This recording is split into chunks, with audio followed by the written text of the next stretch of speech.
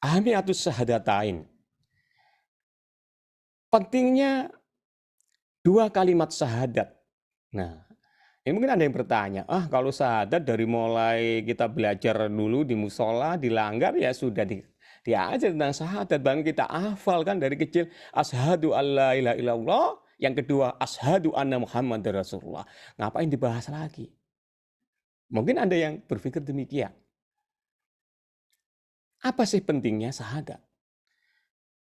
Rekan-rekan sekalian, Allah SWT berfirman di surah Al-A'raf ayat 172 di dalam slide ini, wa'id ahad ya, wa'id ahada rabbuka mim bani adama min duhurihim dzurriyyatahum. Ya, jadi dan ingatlah kata Allah SWT ketika Tuhanmu mengeluarkan keturunan anak-anak Adam dari sulbi mereka, wa ashadahum ala anfusihim alastu birabbikum.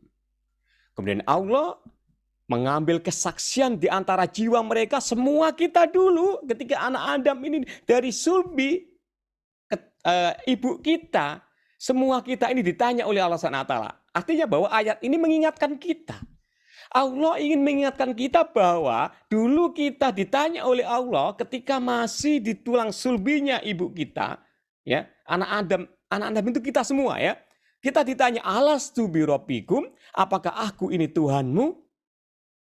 Jadi Mbak Dia ditanya, Mbak Laili ditanya, Mbak Wiwin ditanya, apakah aku ini Tuhanmu, kata Allah. Dan kita semua termasuk saya pada saat itu menjawab, qalu bala syahidna. Benar ya Allah, Engkau adalah Tuhan kami dan kami menjadi saksi. Kenapa dilakukan seperti ini? Ang taqulu yaumal qiyamati inna kunna an hadza ghafilin. Ya, kami lakukan itu, kata Allah, agar di hari kiamat nanti kamu tidak mengatakan sesungguhnya kami Bani Adam adalah orang-orang yang lengah terhadap ini atau keesaan Tuhan. Supaya kita nggak ngeles, teman-teman. Jadi ini diingatkan oleh Allah kepada kita. Bahwa setiap kita itu setelah mengakui, telah beriman kepada Allah SWT, termasuk orang-orang yang sekarang beragama non-muslim. Pada dasarnya adalah semua ditanya oleh Allah dan mereka mengakui bahwa Allah adalah Tuhannya. Qalu bala syahidna an taqulu yaumal qiyamah inna kunna an hadza ghafilin. Supaya nggak ngeles nanti. Makanya kenapa nanti di akhirat ada perhitungan. Gitu. Ya, itu yang pertama. Yang harus diingat itu teman-teman sekalian. Jadi semua kita telah bersaksi kepada Allah. Seperti kalau kita mau punya proyek ya, ada kerjasama proyek, itu ada kontrak. Kontrak itu kan ada pasal-pasalnya, ada ayat-ayatnya. Kalau kita melaksanakan tidak sesuai dengan kontrak, maka kira-kira bagaimana proyeknya? Sama kalau kita sama Allah.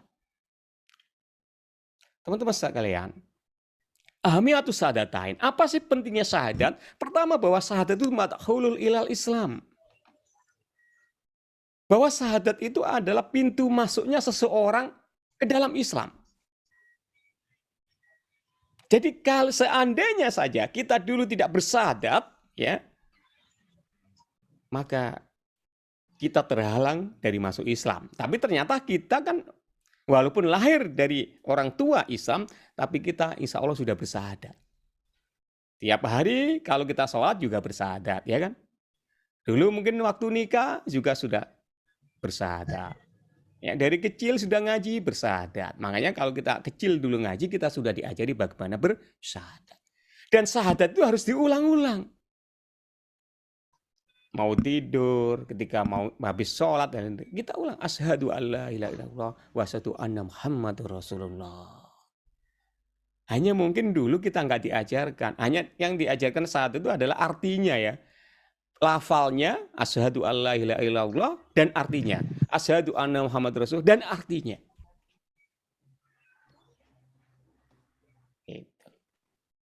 Dan berikutnya adalah kursatu ta'alimil Islam.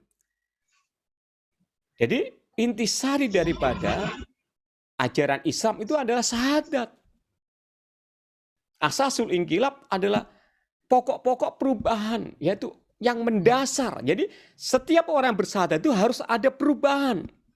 Rekan-rekan sekalian, mungkin kita nggak merasa ya berubah. Karena apa? Keluarga kita mungkin dari kita lahir sudah muslim.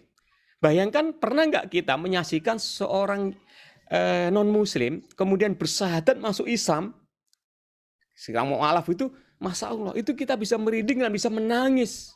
Karena merasakan begitu sakralnya syahadat, begitu agungnya kalimat syahadat itu. Kalau kita dulu nggak ngefek kan, ya syahadat ya dari lahir kayaknya ya sudah Islam begitu. Teman-teman sekalian rahimakumullah.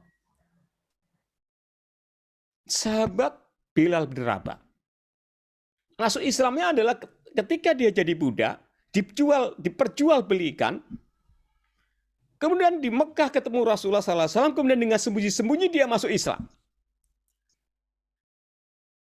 Ketika ketemu Muawiyah, tuannya, karena dia budak, tuannya, kemudian dia ketahuan dihajar dia, teman-teman.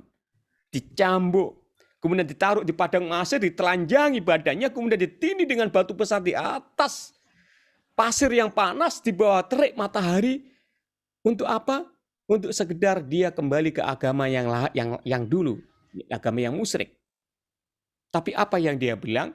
Karena ketaatan dia dengan Islam, karena patuhnya dengan Islam, dia hanya bilang, ahad, ahad, ahad. Itu Allah yang Maha Tunggal. Padahal dia hanya coba bilang aja, sampai tukang pukulnya itu capek ya. Aku sudah nggak nyambuin kamu, nggak mungkin kamu, sekedar kamu bilang Lata, Uzza. Lata, Uzza itu adalah dewa-dewanya mereka. Padahal selisih antara Lata, Uzza sama Ahad kan sama.